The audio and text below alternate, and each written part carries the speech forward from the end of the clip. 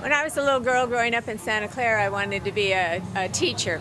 I had a great teacher in the 3rd grade, Miss Ozawa, and I really, she took me under her wing, and I'd love to be like Miss Ozawa. And well, she was an excellent teacher, but she also made me feel comfortable. She made me feel special. I could come into the classroom on the weekend and help her set up bulletin boards, and she came to visit me at my house, and she just was probably one of the first adults that made me feel that I was a pretty significant person. She came over to introduce herself to my parents because I was going to be in her classroom on the weekend, and I'm sure my parents had concerns about that, being with an adult they didn't know. So she came over. I remember the kind of car she drove. It was a Buick Skylark, beige. It looked so cool.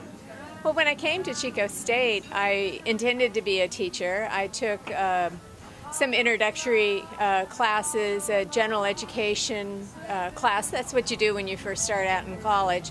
And I'd taken an honors English class.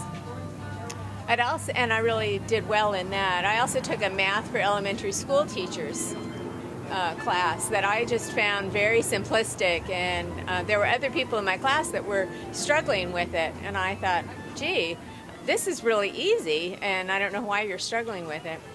And then went to sign up for classes the next semester, and I asked, well, can't I substitute this English, my honors English for elementary school teachers? And they said, no, you can't do that.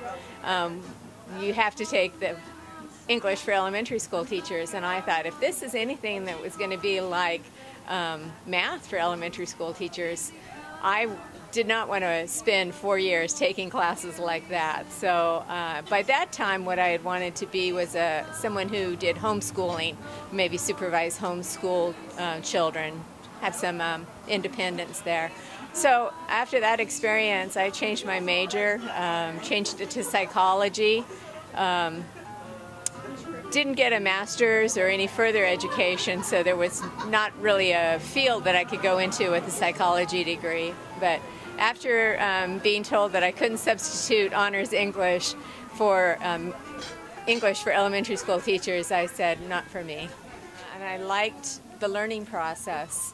So if I could excite young people in a subject, that's what I wanted to do. I think I really, I had some, when I changed to want to be more of an independent teacher, I think it was because I realized that children had special needs and I wanted to help them achieve those.